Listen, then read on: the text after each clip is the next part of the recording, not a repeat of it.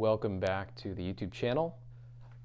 In this video, I wanted to talk to you about being an intuitive feeler and really what that means for how I specifically see the world, see myself and other people. There was a book that I read quite a long time ago called Personality Play, which discusses the 4 primary temperaments on Jungian typology and borrows from David Keirsey's work.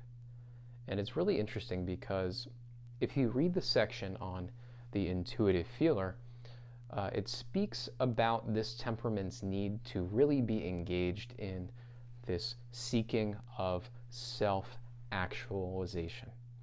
And when I think about what it means to be self-actualized, what I'm really thinking of here is the need to respond to meaning in our lives in a very explicit way, then also the need to form an identity that is actually reflected in the way that we show up to our social relationships. In this book, she discusses how there are these patterns of stress that emerge primarily for these intuitive feelers, or what she refers to as idealists, when there are problems with really being authentic in our relationships, and then problems with building positive rapport or trust in our relationships. So when you're so agreeable and so intuitive, so much of how you feel about yourself does end up being about whether or not you can really help people to feel good about themselves.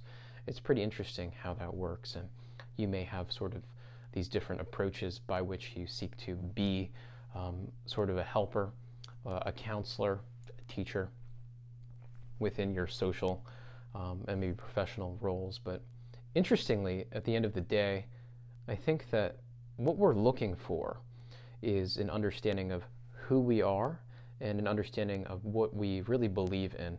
And obviously this does sort of ebb and flow and change, but we're sort of on this never-ending quest to make these implicit sort of realities, these spiritual realities, more explicit in the world.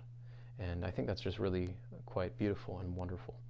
So I want to know if you are an intuitive feeler, INFP, INFJ, ENFJ, ENFP, and I want to know if you have this experience in your life. How deeply important is this need to really be authentic, and when you feel like you are unable to really show up to what you believe, or really feel like you don't have a coherent understanding of who you are or what you believe, I'm wondering what that does in effect to your sense of motivation and meaning in your life. So let me know with a comment below. I encourage you to share. I know it can be kind of scary to put yourself out there, but I think it'd be kind of fun to establish some similarity.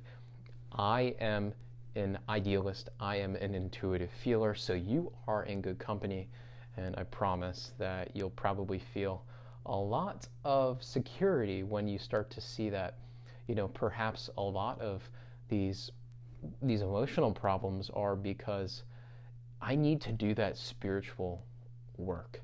I need to start taking that part of life much more seriously. All right, tell me what you think. Bye-bye.